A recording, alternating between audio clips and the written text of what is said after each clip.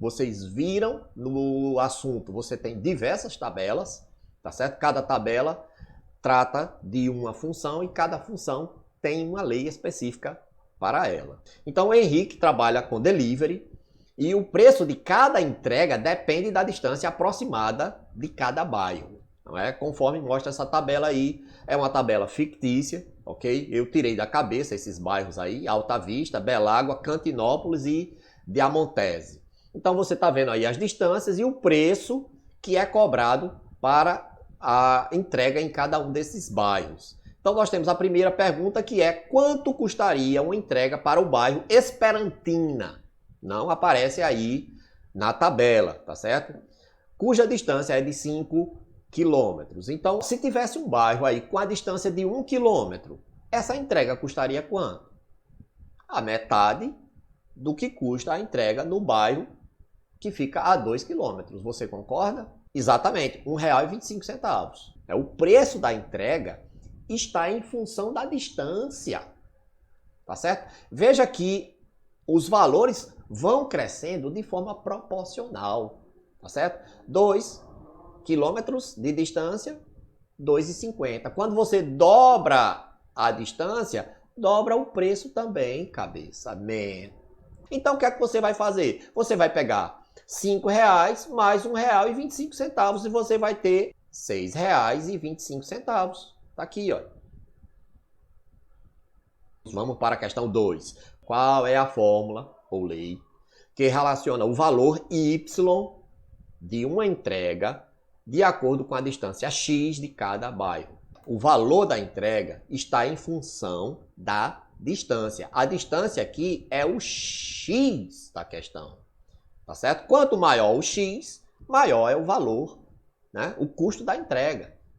O valor da entrega, Y, é igual a 1,25x. Por que 1,25? Porque é o valor pago por cada 1 quilômetro. Você percebeu? Cada 1 quilômetro custa R$ 1,25. Perceba o seguinte, que a partir dessa regrinha, a partir dessa formulinha aqui, você calcula a distância para qualquer bairro, né? Aquele Esperantina, 1,25 vezes a distância, vezes 5. Y igual a 5 vezes 1,25 dá R$ 6,25. Próxima, nós temos aí a questão do trem-bala, que diz o seguinte: um trem-bala é capaz de manter uma velocidade média de cruzeiro de aproximadamente 300 km por hora. Beleza. Qual é a distância percorrida pelo trem-bala em 15 minutos? Em 1 hora, né, esse trem percorre 300 km. É o que diz aí. Em 2 horas, ele percorre 600 km. Lindo. Beleza. Mas, professor, eu não quero saber em 2 horas, em 3 horas, e assim por diante. Eu quero saber em 15 minutos. Beleza. Então, nós vamos partir para meia hora. Tá certo? Então, em 0,5 hora, ele vai percorrer 150 quilômetros. 15 minutos. Não é 1/4 da hora? É. E quem é 1/4? É 0,25 horas. Nós vamos ter a metade da metade, tá certo? A metade do que ele percorre em meia hora. Então ele vai percorrer 75 km. Questão number 4. Número 4. Ao conferir sua conta de internet no valor de R$ 75, Rita leu a seguinte instrução: para pagamentos realizados com atraso, serão acrescentados multa de R$ 2,50 e juros de 5 centavos por dia de atraso. Quanto Rita deverá pagar se atrasar o pagamento por 10 dias? Ela vai pagar de todo jeito R$ 75, mais multa, por quê? Porque está pagando atrasado, mais juro. Então nós vamos somar aqui os 75, mais a multa de R$ 2,50 por ter pago depois do dia, mais os juros. E aí ela está atrasando quantos dias? 10 dias. Então, 10 vezes 5 centavos são 50 centavos. Então, vou botar aqui 10 vezes 0,05. Então, mesmo você está vendo aí que a conta é muito simples, é 75 mais 2,50 mais 50 centavos. 75 com 2,50 não dá R$ 77,50? R$ 77,50 mais 50 centavos, R$ 78.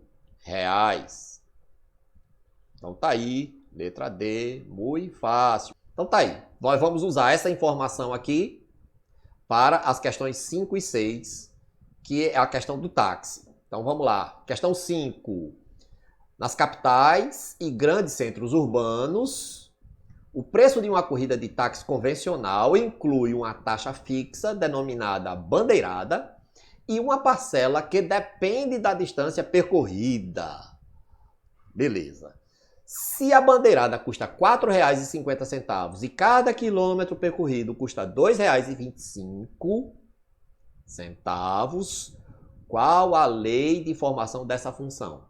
O segredo aí é você identificar qual o valor fixo.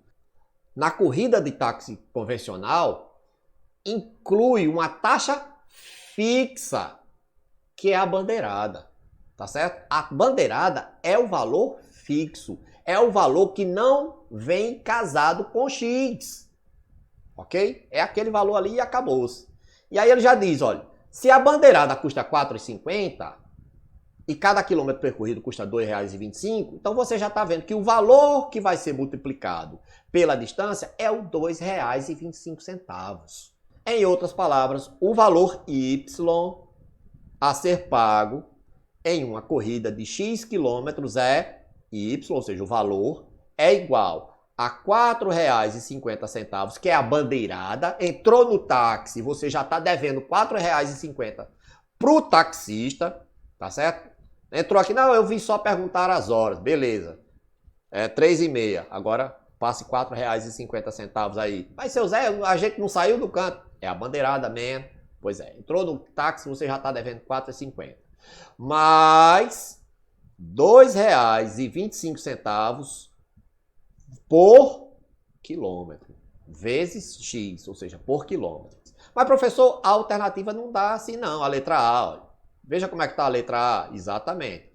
Na letra A, ele coloca no formato padrão. Qual é o formato padrão? Y é igual a X mais B. Esse é o formato genérico desse tipo de função, que nós depois vamos ver que tipo de função é essa. Então, Y aí, no caso, é colocando no padrão, nós temos primeiro o valor casado com X, e aí você tem 2,25x, beleza, mais 4,5. Está aí no padrão, conforme os 10 mandamentos. Questão número 6, que também refere-se à questão do táxi, e aí a gente vai usar a formulinha, tá certo? Considerando os valores cobrados pelo táxi da questão anterior, quanto custaria uma corrida de 6 quilômetros? A Bíblia diz para você responder como? Usando a lei de formação da função.